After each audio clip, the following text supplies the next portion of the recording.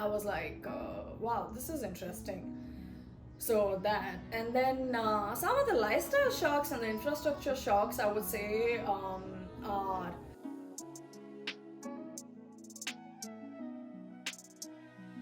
Hi guys, and welcome back to Walk with Simran.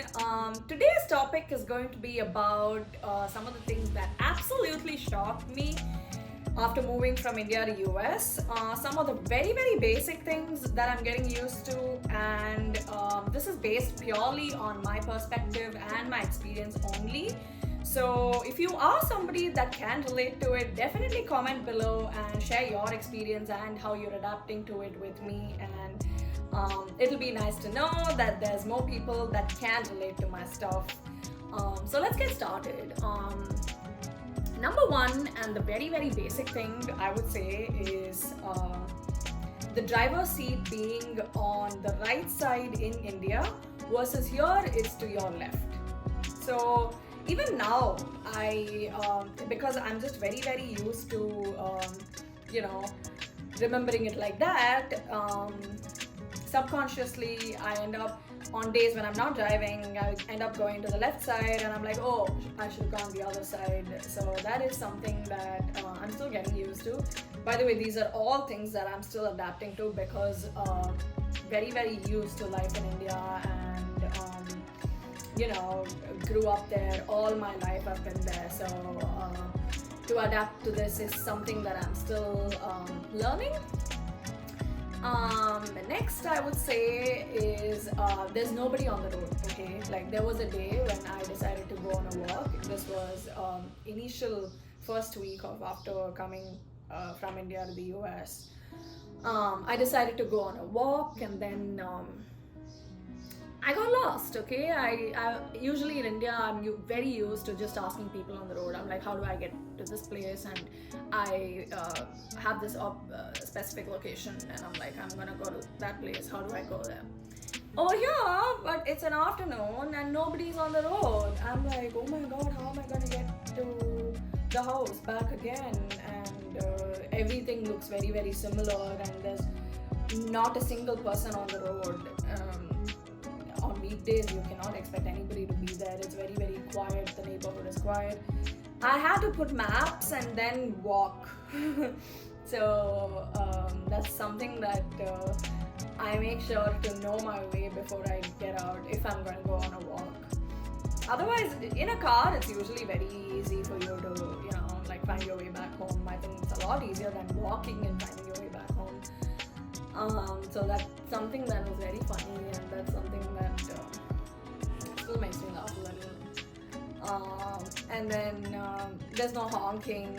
Nobody really honks. If you go to Mumbai and all, there's like honking even at midnight and all that. So here there's absolutely nothing, no honking whatsoever for the most part. And when I do honk sometimes in the car, when somebody's making a mistake in front of me, they just decide to come and all that.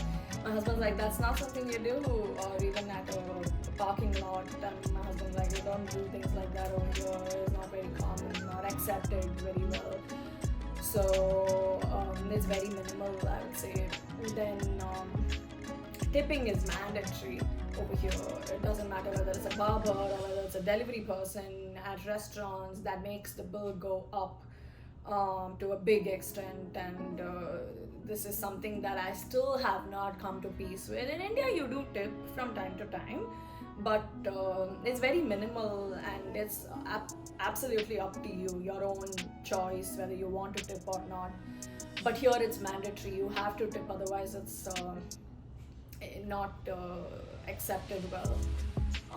So you have to tip when you go to a massage, or if you go to any service that you get done, you have to tip over here. And that's a big shock for me, because you tip like it depends from city to city. Okay, over here some of the restaurants say 20% is the minimum. It comes in the bill, like tip, and then otherwise 20, 25 or 18, 20 and 25% is the option available. Otherwise you can do a custom tip, and you have to tip more.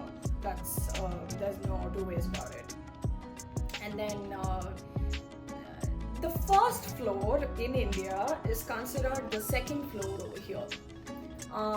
So usually now we live on the second floor, which means it's the first floor. According to India, it's like one stair and then it's the house. And also, the garage is, we live in an apartment setting, so the garage is associated on the same floor of the house. Like we're on the second floor, our garage is also on the second floor. It's not like, it's around the apartment and or it's the basement and things like that. There's no basement concept where we live. So that was a shock because the first day when I showed up over here, we just had to walk inside an extended door and then our house was there. It was an extension of the garage. So that seemed very new to me, and I was like, wow, this is interesting. So that, and then some of the lifestyle shocks and the infrastructure shocks, I would say, are, how in India, when you go to anybody's house, it's usually the bathroom is like you use a dryer, like the dryer thing to sort of dry the bathroom. Here it's absolutely dry. There's no wet bathroom. There's no concept of a wet bathroom in this country. For the most part, from what I've seen, I mean, anybody else's house I've gone to also, it's only dry bathroom. And the first time I got here and I went to the bathroom and showered and came outside, I made it all wet, okay, because I'm not used to this. And my husband was just like, wait, why is it all so wet? And I was like, what is this? This looks so clean. And yes, even wet bathrooms do look clean, okay, but this is a different type of clean because he's got like mats going around inside the bathroom everywhere and there's no way to get it wet. And some of the times when I wash my face, or the water just splashes everywhere, and that's something that I need to sort of be very, very controlled with so I don't make a mess out of the area. So that was the first thing that shocked me to a major extent inside the house, I would say. And then the traffic rules are very, very strict, okay. Like if you need to turn left, then you have to go to the leftmost lane, and if you want to turn right, then you have to go to the rightmost lane, and you have to maintain speed limits in school area about 25, in residential area 25 kilometers per hour. That's the speed limit. And stop signs, you have to stop. Even yesterday I saw somebody was getting a ticket and I was just like, wait, what's going on? If you don't stop, it was right after the stop sign, so I was like, do you get a ticket if in case you don't stop at the stop sign? Yes, you do. Okay, here the police people are very, very strict about these things, and you have to stop at a stop sign. Some of the times I miss it, so because I don't come across it, like I don't see it, okay, and I end up missing it. So that's something that in India you can just it doesn't matter even if it's a small lane.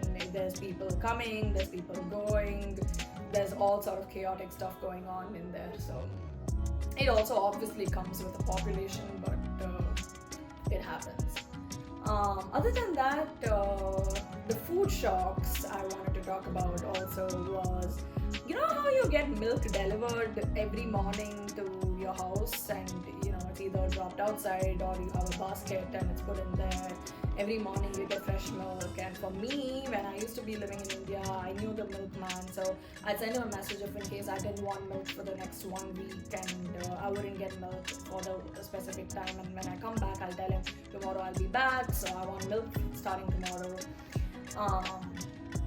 Things like that, and we'd get fresh milk. But here you have to go to the store and pick up like cartons of milk, and mostly I think families I know go to Costco and buy milk, and it's just there. It never goes bad. There's no concept of it going bad. Of course, you cannot keep it for a lifetime, but it stays good for a good while.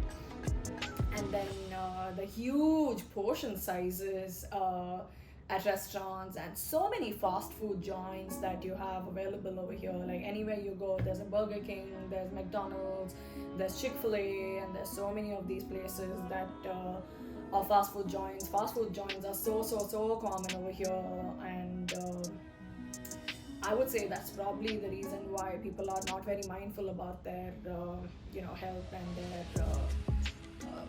body, I would say. But that's something that is that's more common than grocery stores also, I would say. So that's a little funny. Also, any frozen food, anything is frozen. Like, you name it, you'll find a frozen version of it. Like pizza, I didn't know like in India you never got like frozen pizza or frozen brown rice and veggies. Here you're spoiled for choices. Okay, now you go to a store, you'll find anything frozen. Anything you want and you're lazy to cook, you'll find it frozen. Diced tomatoes, you get that too. I mean, frozen or not is a different thing, but you get it. So that, and in India you don't have too many options. You either have to get a cook or make it yourself, right? Like you dice tomatoes and things like that, mostly yourself. Parathas and any breads, Indian flatbreads and all that, you get it frozen over here. Frozen, fresh, both varieties are available in abundance.